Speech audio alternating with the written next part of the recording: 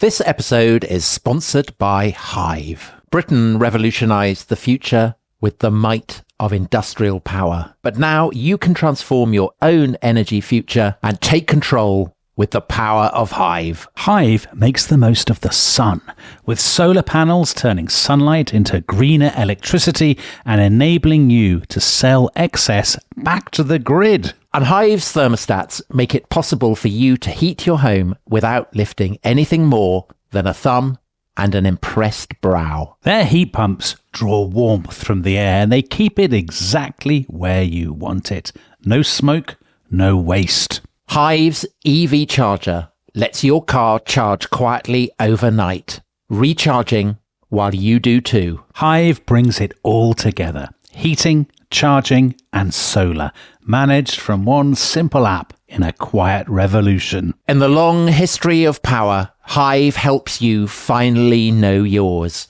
Head to hivehome.com to find out more. Subject to survey and suitability. Hive app compatible with selected technology. Paid for surplus requires SEG tariff. This episode is brought to you by Indeed. Stop waiting around for the perfect candidate. Instead, use Indeed sponsored jobs to find the right people with the right skills fast. It's a simple way to make sure your listing is the first candidates see. According to Indeed data, sponsored jobs have 4 times more applicants than non-sponsored jobs. So go build your dream team today with Indeed. Get a $75 sponsored job credit at Indeed.com/podcast. Terms and conditions apply.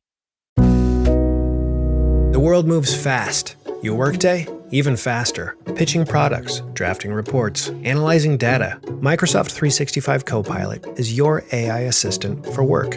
Built into Word, Excel, PowerPoint, and other Microsoft 365 apps you use. Helping you quickly write, analyze, create, and summarize. So you can cut through clutter and clear a path to your best work. Learn more at Microsoft.com/M365 Copilot.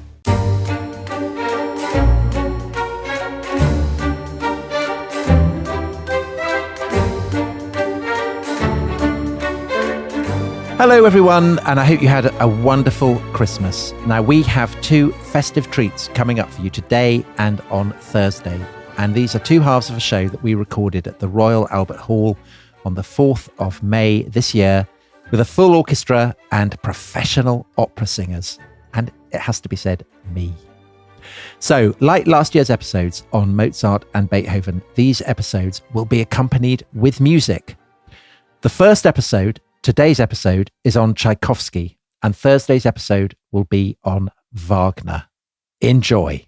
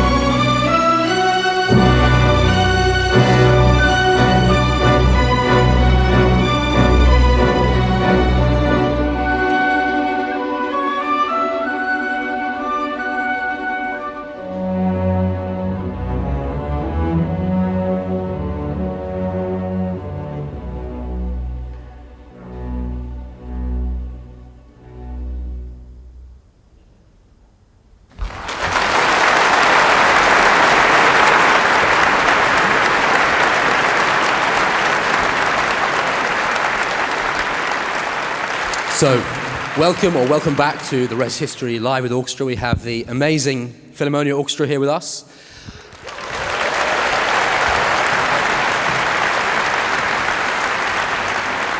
And today we're playing probably my two favorite composers, Tchaikovsky and Wagner. So, here to tell you more about them are Tom Holland and Dominic Sandbrook.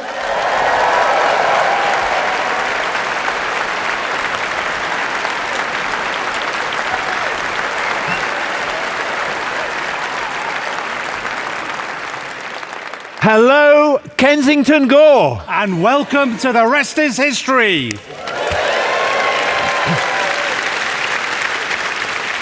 Dominic, it's fantastic to be back at the Royal Albert Hall, isn't it? And thank you so much, everyone, for coming. And wow, do we have a show this evening. We do indeed. So we will be talking about not just two of Oliver's favourite composers, but two of the greatest composers who have ever lived. Their lives, a brilliant window into the surging passions of the 19th century.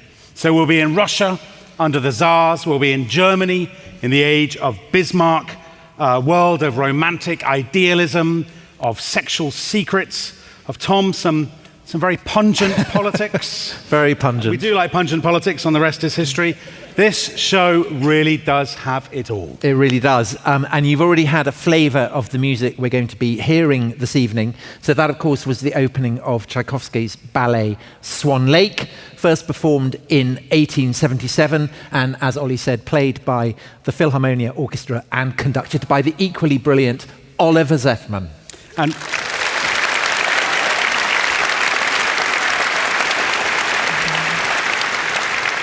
And we should start by paying tribute to Oliver, because these shows were his idea. He literally put the band together. And as you will find out, and as you've already discovered with that wonderful performance of Swan Lake, he's not half bad at conducting either. Not bad at all. But let's get right into our first story. And this is the life of perhaps the most romantic and certainly the most flamboyantly Russian of all the great composers. Right, exactly. So, this whole show that we have for you this evening is very much a 19th century affair, and we're going to kick off in the year 1840, because that is the year that a young Pyotr Ilyich Tchaikovsky was born in a little iron-making town called Votkinsk, which is about 600 miles east of Moscow in the foothills of the Urals. So we are deep in the heart of Russia. We're in a classic Russian landscape, the kind of churches with their golden domes, the vast fields, the deep birch and beech forests. It's the kind of landscape that is familiar if you've read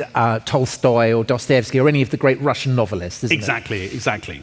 So to give you a bit of context, Russia at the time is an autocracy ruled by the Romanov Tsars, and it's got this vast population of serfs and peasants. Now, it's often described as a backward country, but that's not necessarily true in every respect. Russia has been expanding at a colossal rate. By 1840, when Tchaikovsky is born, it's a vast continental empire, all the way from Finland and Poland to the Caucasus and the Pacific. And Tchaikovsky's family is doing well out of the Russian Empire, isn't it? So his father manages the local ironworks, they've got servants, and actually, shocking detail, Dominic, Tchaikovsky's mother's family are actually French. They are Huguenots who fled to Russia as refugees. So we're not holding that against them. No, we don't hold that against him. So he even actually had a French governess, and we know a few details about Tchaikovsky's early life from the French governess. She said he was a bright boy, but incredibly sensitive. She said he was as brittle as porcelain, a child of glass. And Tom, very much like our goal hanger stablemates, we actually have Rory Stewart with us in the audience. And nobody would ever say Rory was as brittle as porcelain. Of course not. So the Tchaikovskys, they're not a tremendously musical family, actually, as it happens. I mean, they do have a piano, but basically everyone who's middle class in the 19th century has a piano, and none of them are very good at playing it. No, they're not terribly good at it. But then one day, Pyotr's father, Aaliyah, comes home from St. Petersburg. He's been on a business trip, and he has this kind of barrel organ called an orchestrion. And the point of this machine is that it would basically mimic the sound of an entire orchestra. So we wouldn't actually need the Philharmonia if we could would only not. invest in one of those. Oliver's life would be so much easier. So this is how the young Tchaikovsky falls in love with music.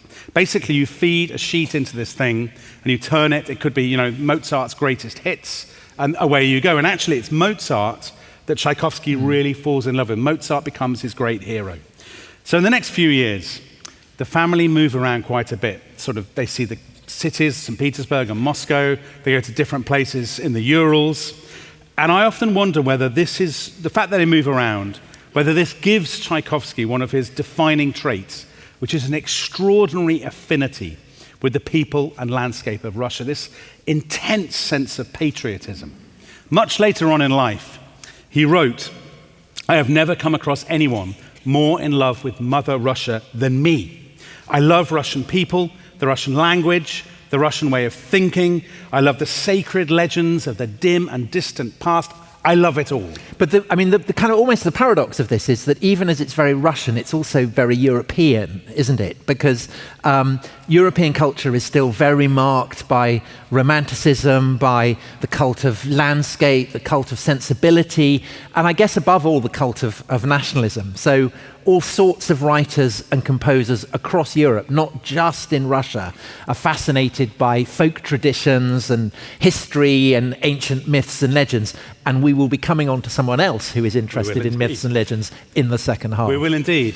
But at the time when he was growing up, I think to his family, the idea that Tchaikovsky would be the great Russian musical vehicle for all this would have seemed relatively unthinkable. Because although they have a piano, most Russians, as you said, have a piano, most Russian middle-class families, but in Russia, middle-class boys don't go on to become musicians. So when they go to the opera house or the concert hall, the musicians they hear playing are touring Western European musicians. It's not seen as a proper thing for someone like Tchaikovsky to do. So to begin with, Tchaikovsky doesn't pursue a musical career. He pursues a much more glamorous profession, which is to become a civil servant. And I'm not joking when I say that, because anyone who's read a Russian novel will know that to be a civil servant is really quite something. Very prestigious vocation, very difficult to get into. Right, it is difficult to go into. So when he's 12 years old, his parents send him to a boarding school in St. Petersburg, which is called the School of Jurisprudence. That's where you learn to become an official. So he wears a military uniform. He has to swear an oath at the age of 12 to God, throne, and motherland. And he has to work every day from 6 o'clock in the morning until 10 o'clock at night. And that is the routine, Tom, that we have replicated with our own producers, Theo and Tabby. I think, Dominic, you are flattering Theo there, who is never knowingly up before midday. No, but you're nice, right. You're right. It's sweet of you to say that. So Tchaikovsky is there in this school until he's 19, and then he becomes an administrative assistant at the Ministry of Justice. But all this time he's been into his music. He's been writing waltzes and songs and things, and unlike most civil servants, he becomes a real dashing, sort of swashbuckling man about town. And I have to say, his dad is very impressive at this point. So he's about 21, and his dad sits him down and says, "The civil servant thing, it's obviously not you. Why don't you go for music? Why don't you try it?" And so Tchaikovsky says, well, if Dad's saying that, I might as well. And he does. And the timing is perfect, because the following year, in 1862, St. Petersburg's first musical conservatory opens its doors, and Tchaikovsky is there. Right, he's one of the very first students, and like a lot of students, he reinvents himself. He grows his hair long, he wears much more sort of raffish clothes. So kind of Carnaby Street in the 60s? Well, as we will discover, slightly more San Francisco in the 60s. Yes, of course. Yes. So yes. He's sort of turning himself into an artist with a capital A. And eventually he gets a job in Moscow teaching music at the new conservatory there. So now he really has become a proper kind of working musician, a working composer. He teaches students, he writes songs, he writes little operatic pieces, a first symphony, and all the time he is developing this intensely romantic style, sometimes grand and sweeping, but sometimes very kind of delicate and intimate. Yeah, and we're going to hear an example of that right now, aren't we? And Dominic, it's a song he wrote in 1869. Yeah. But because I don't speak Russian, and because you are the master of tongues, Yeah, thank you. perhaps you'd like to give the Russian title first before we come on to the English translation. Yeah. Go on. Close your ears, please, Oliver. It is Niet Tolko Tot Kotol Znau. What is it? You heard. You all heard. Which, Tom, as you will know, translates as None But the Lonely Heart. And a great favourite of Frank Sinatra, who recorded it 4 times, and sadly Frank can't be with us this evening. But it doesn't matter because we have an even better singer than Sinatra, and that is Marta Fontenelle-Simmons, who is going to perform None But the Lonely Heart for us now.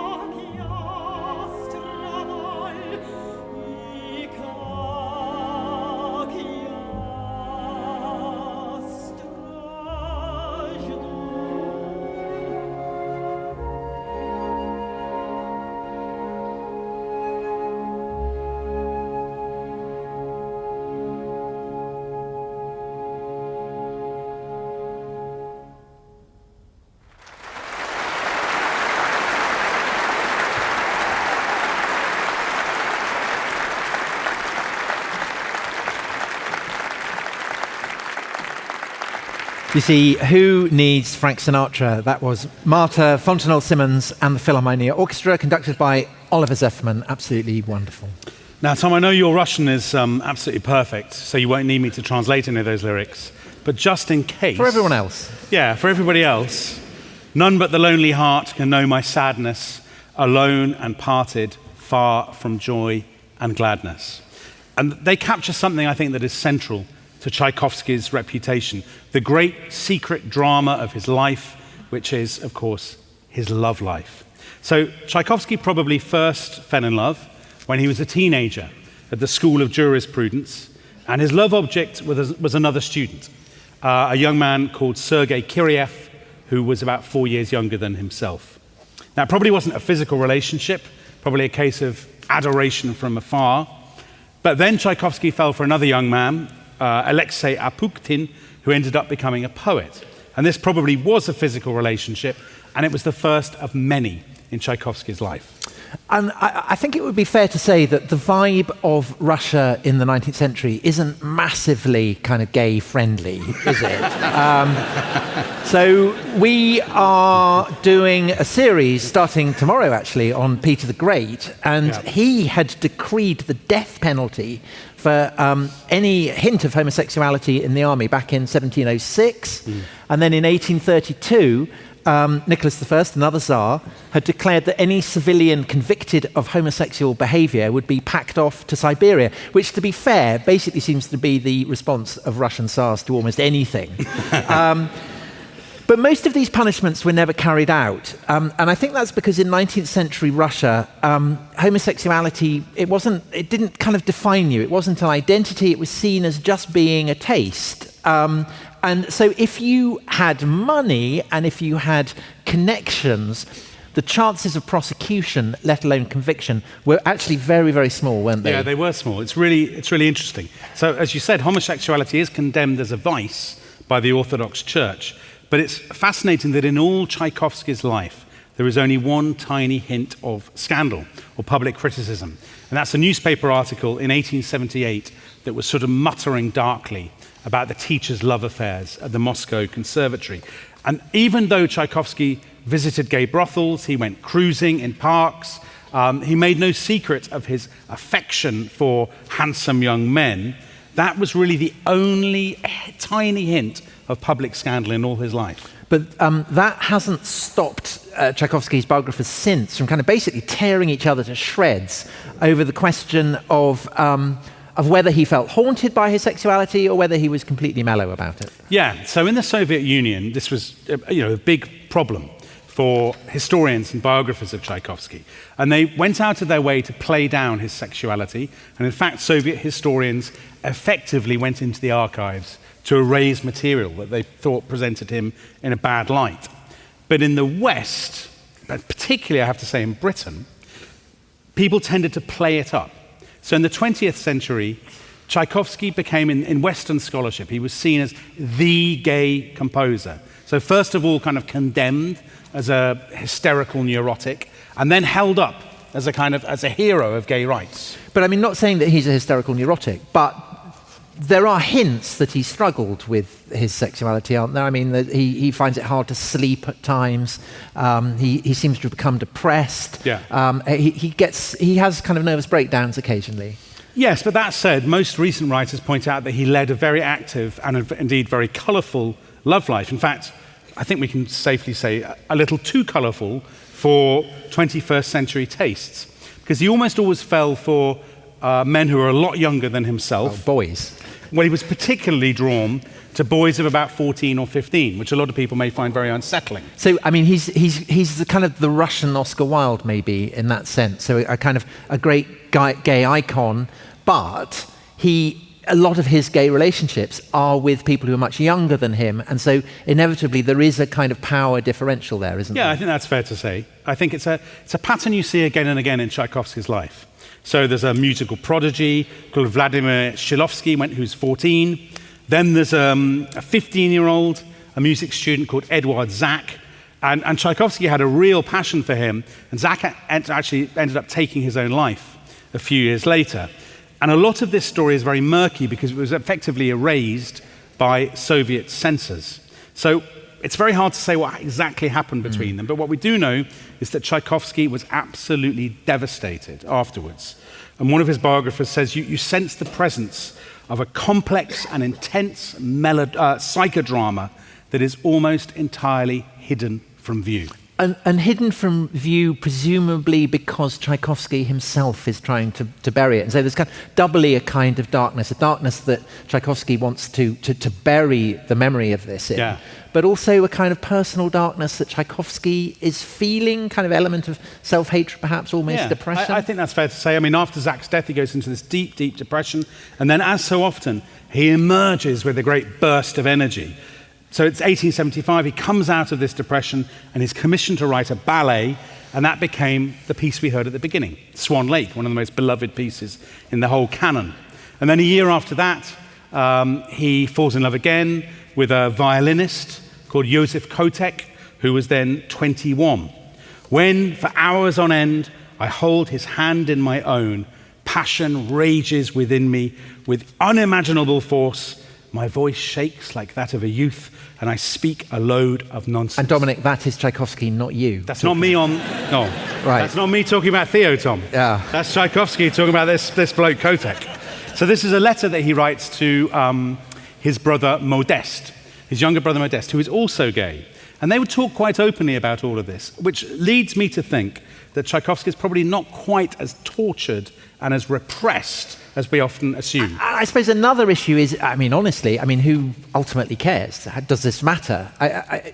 Of course, in the immediate aftermath of Tchaikovsky's death, there are lots of people who feel it does matter. So Tchaikovsky dies, and Tolstoy, who by this point is about 810, he writes, there is always something not quite clear about him, more as a man than as a musician, which I'm guessing is a reference to his sexuality. And certainly in the decades that follow Tchaikovsky's death, there are critics who condemn his music as neurotic and effeminate, and presumably they are saying that because they're not really talking about his music at all, they're talking about his posthumous reputation. Right, but I think with all of this stuff, it's important not to sort of blow it out of proportion.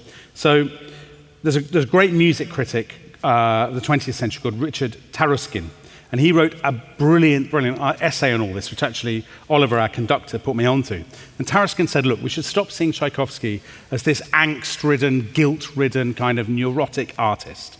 By and large, this is somebody who is very successful, who has loads of fun, actually loads of money, and is generally pretty happy. All of that said, Tom, you are right that there are issues, shall we say, because in 1876, he does basically the most unexpected and implausible thing you could possibly imagine. So unexpected, so implausible, that I think we should probably have a bit of music beforehand to brace ourselves for it. And what we're going to hear now is a piece he wrote in 1878 amid the great emotional crisis of, spoiler alert, Tchaikovsky's marriage. And that is what we will be coming to in a moment. But first, the third movement of his violin concerto, played by our soloist, the brilliant Leia Zhu. Enjoy.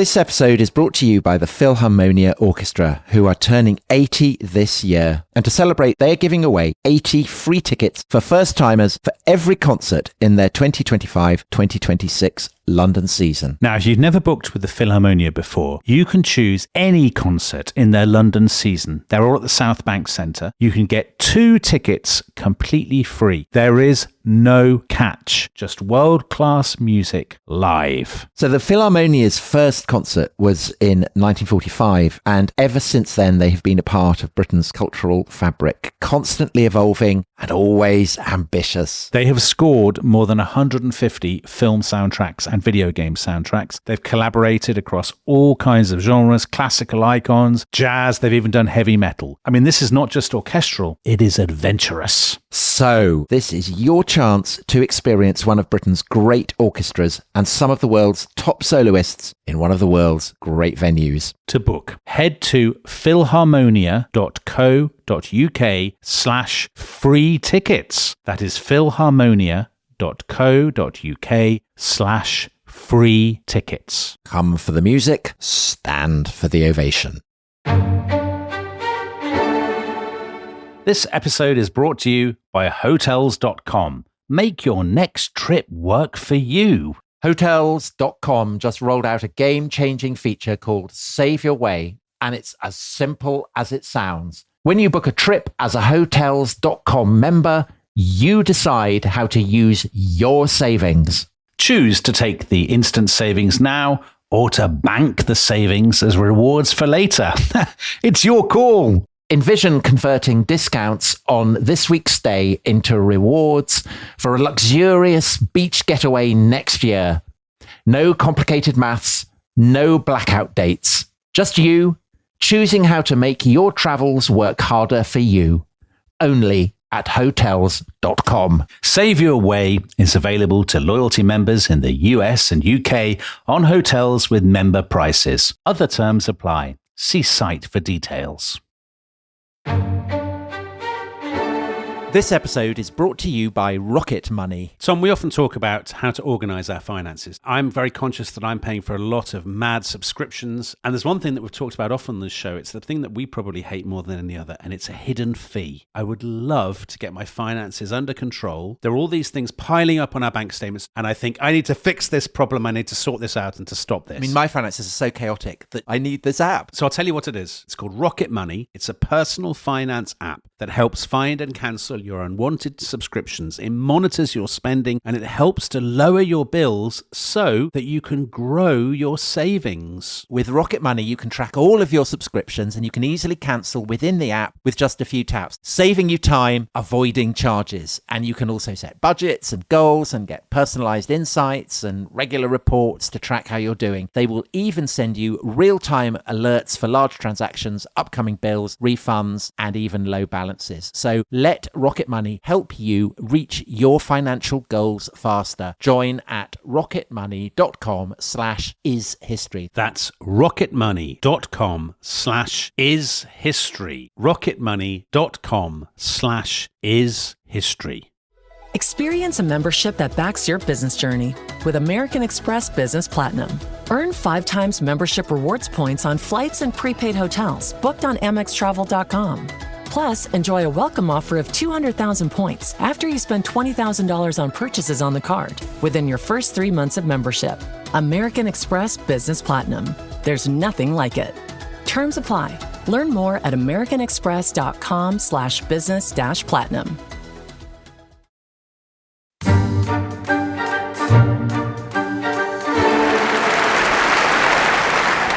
I can't tell you what a privilege it is to be actually on the stage listening to such virtuosity. It's such an honor. So thank you, Leah. Just amazing. So,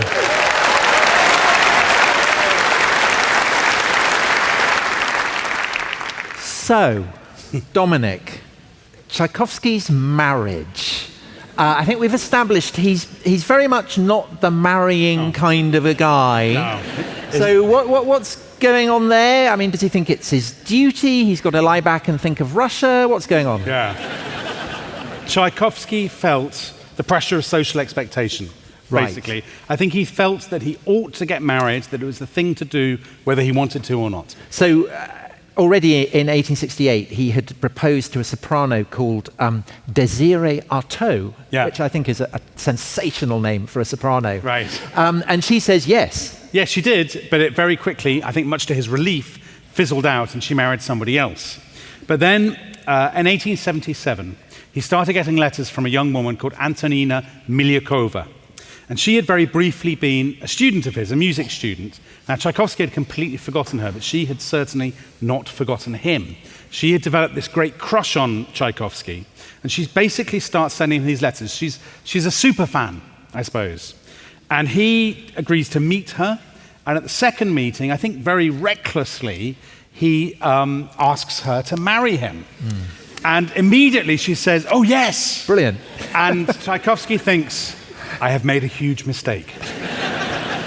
And so the wedding, when it happens, is not 100% the kind of wedding that a bride dreams of, is it? Because they get married in Moscow in July 1877. And when the priest says to Tchaikovsky, "You may kiss the bride," Tchaikovsky responds by bursting into tears. Right. Yes. Yeah, so the wedding night's not a bundle of laughs either.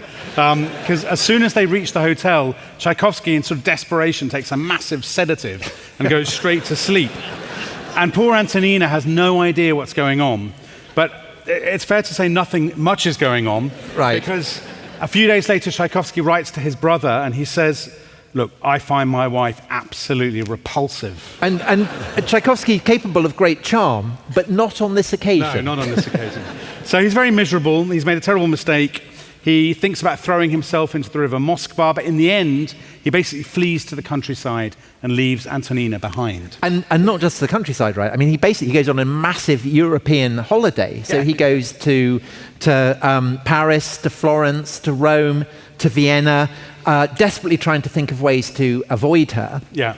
And then in the middle of all this, I mean, it should really have been his honeymoon. Yes. his great love interest, Joseph Kotek, pitches up in Switzerland to see him, which I imagine doesn't help with his kind of, I should really get back with my wife kind of thoughts. So you may remember from a few moments earlier that we said Kotek was a violinist. And so this is actually the moment that inspires Tchaikovsky to write the piece that we have just heard, the violin concerto. And when you listen to it, you can feel there's this kind of incredible sense of excitement. So, I mean, musicologists must hate this kind of talk, but perhaps there's a sense there of the frenzy of passion that he's feeling for Kotek. But also, it's a little bit mad, isn't it? And maybe that's the effects of his marriage. Well, here's a really mad thing. So the mad thing is that piece that we've just heard, played so brilliantly, got one of the worst reviews in the history of classical music from the great Viennese critic of the day, Eduard Hanslick. Hanslick said that listening to that was like being in hell. He said, Tchaikovsky has proved for the first time the hideous notion that there can be music that stinks to the ear. I mean, that is mad. Well, I mean, Tom, as we often tell rival history podcasters, you should never let the critics get you down. That's so true, so true. So Dominic, just two questions, and I'm guessing the answer to this, to both these questions is no. Did they ever consummate their relationship? They did not. And did they ever get back together? Again, they did not. So he went back to Russia, he asked Antonina for a divorce, she said no. They separated, but they didn't divorce. He did give her financial help later in life, and they did sometimes meet, but he was always, I have to say, very cold and almost a little bit cruel when they met. And actually, by and large, when people talk about the great composers, they always overlook, or indeed are downright rude about, the wives. So perhaps we should spare a thought for Antonina. She had a really rough time through no fault of her own. She actually ended up going mad and ended up in a lunatic asylum. So it's a very sad story. And there's kind of sense that meeting Tchaikovsky isn't always great for your long-term mental stability here, isn't there? And I wonder, Dominic, whether it was worse for Antonina precisely because she had been such a fan, and they separate just as Tchaikovsky is about to embark on the kind of, the absolute pinnacle of his career, so the 1880s. He's become a massive national, actually an international celebrity, and people are comparing him to Mozart and saying that he can turn his hand to anything. Well, I mean, not anything, obviously not marriage, but symphonies, concertos, ballets, you name it, basically Tchaikovsky can do it. Very Mozart. Yeah, and this is not just a question of Tchaikovsky's genius, it's also a question of the context. So in the 1880s, I mean, Russia obviously has some pretty major political issues which culminate in the Russian Revolution, but culturally, it's a very rich and self-confident and sophisticated place. Now, the Tsar at the time, Alexander III, is a massive reactionary, and he is very keen on the idea that Russia is distinct from the rest of Europe, that it's sort of set apart by its Slavic history and identity. And so for Alexander and his court, the idea that Tchaikovsky is a distinctly Russian composer with a distinct Russian style, borrowing from traditional folk melodies and songs and whatnot, that becomes really, really important to them. Despite the fact that this is exactly the kind of thing that is going on in countries across Europe. So Sibelius is doing it, Vaughan Williams in due course will do it. Yeah. So what does the Tsar say to that? But the Tsar doesn't give a damn about that, Tom, I think it's fair to say. So the Tsar, he doesn't give a damn what Sibelius is doing. All that matters to him is that Tchaikovsky is a sort of authentic Russian hero. So in 1884, he invites Tchaikovsky to St. Petersburg to receive the Order of St. Vladimir, extraordinary honor for a composer. He gives him a ring as a personal present, and he also gives him a lifetime pension, which is a sign of just how much Tchaikovsky is valued. So putting the marriage to one side, yes, his life is pretty good. So he's got his pension, he's got his kind of honor, he's very popular, he's kind of famous, and he even has a kind of very, well, actually the kind of perfect patron, who's a woman called Nadezhda von Meck. She's the perfect patron because they never meet, but she just chucks loads of money at him. Right, yes. And also, he's a massive star in America, isn't he? Right, so he's actually very like us.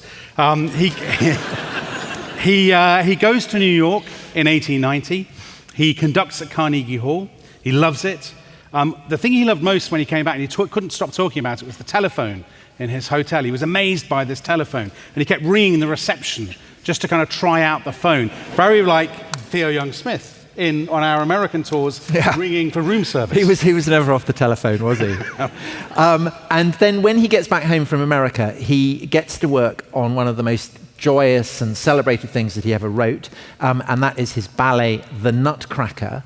And the good news, Dominic, ladies, gentlemen, is that we are now going to hear two of its most glorious moments right now. The sad news is that we are not going to dance to it, but you can't have everything. Right.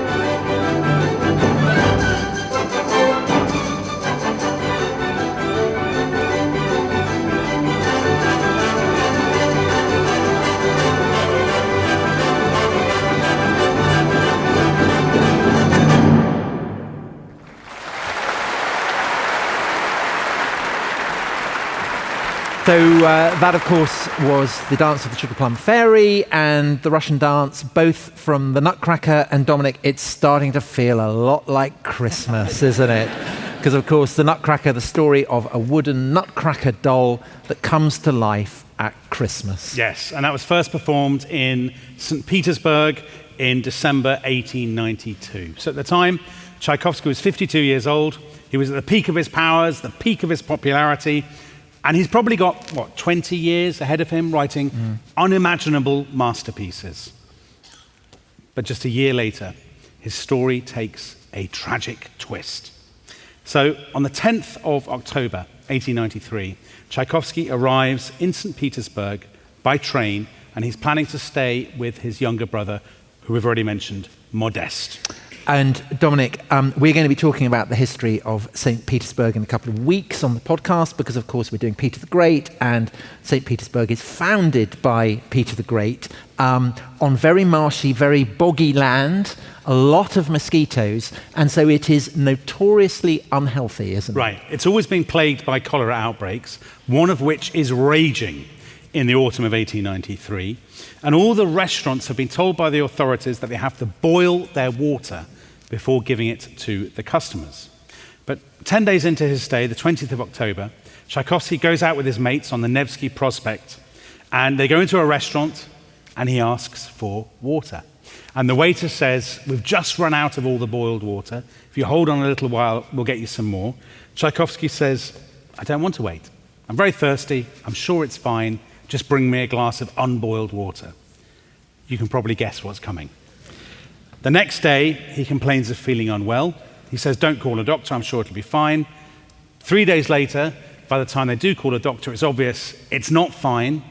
And so it is that at 3 in the morning, on the 25th of October, 1893, Pyotr Ilyich Tchaikovsky died of kidney failure. Or did he? Because, Dominic, you know I love a mad conspiracy theory. You do. And it's fair to say that even at the time, there were people who were skeptical of this whole unboiled water story. And they said that Tchaikovsky would never make such a stupid mistake. And therefore, there must be a more sinister explanation. And actually, you've said how Mozart was Tchaikovsky's great hero. There are elements here, aren't there, of the rumors that start to spread around Mozart's death, the possibility that perhaps he'd been murdered. And aren't there historians who kind of dabble in these kind of waters about Tchaikovsky? There are indeed. As it were? Yes, who dabble in these murky waters. So a very good example is an eminent British historian, biographer called David Brown. And he suggested that Tchaikovsky had taken poison, that he'd killed himself under pressure from his old schoolmates. He said basically his schoolmates had convened this court of honor, and they had handed down their verdict that Tchaikovsky must either take the decent way out or they would expose the secrets of his sex life.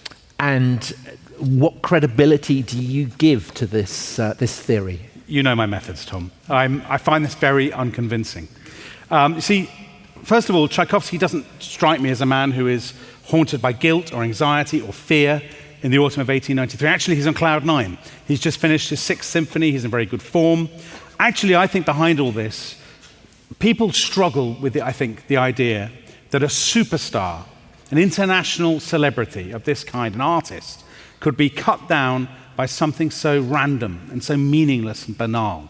And I think people also struggled at the time, especially with the idea that cholera, which was a disease that afflicted the kind of urban poor, the starving masses, could have carried off such a great man. I think they found that very hard to reconcile. Yeah. Now, for me, I think probably he did have cholera.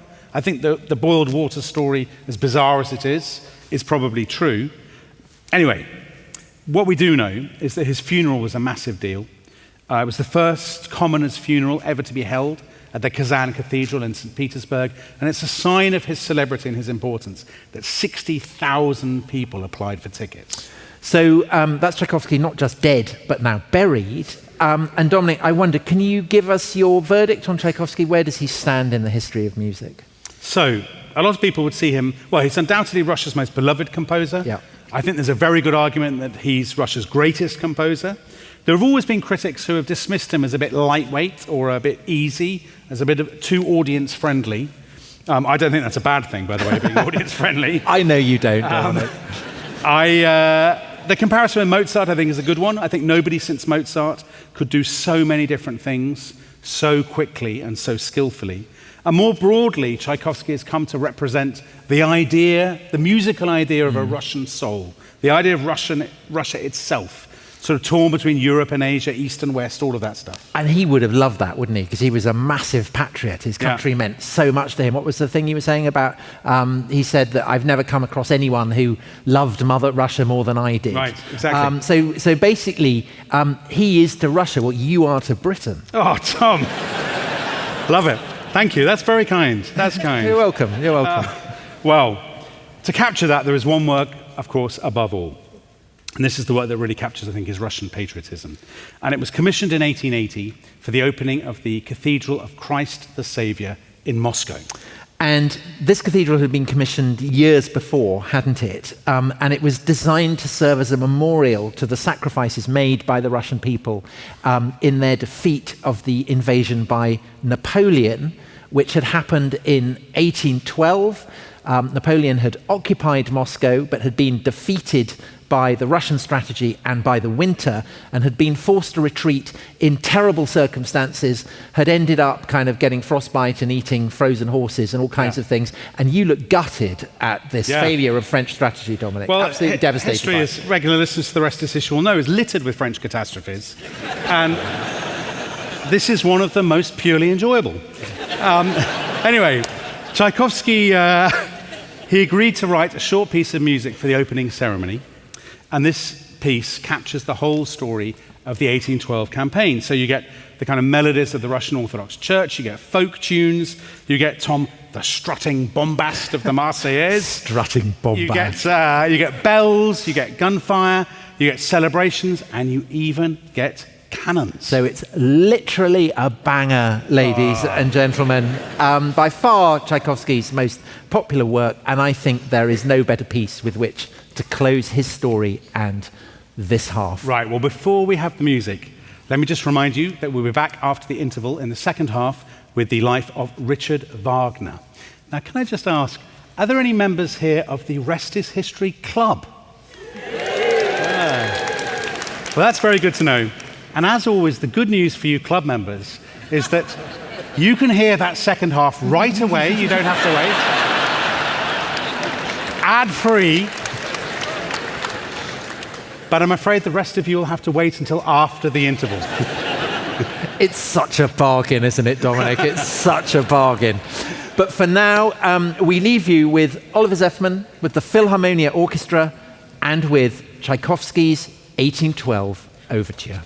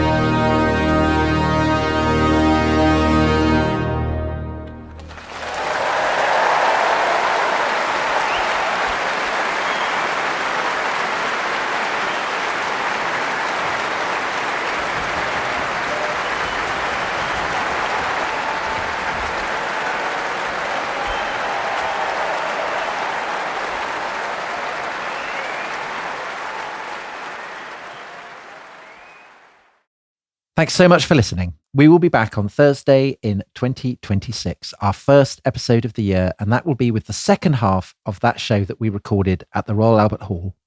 And the focus of the show will be the most controversial of all classical composers, Richard Wagner. I hope you enjoy it. Bye-bye. Bye-bye.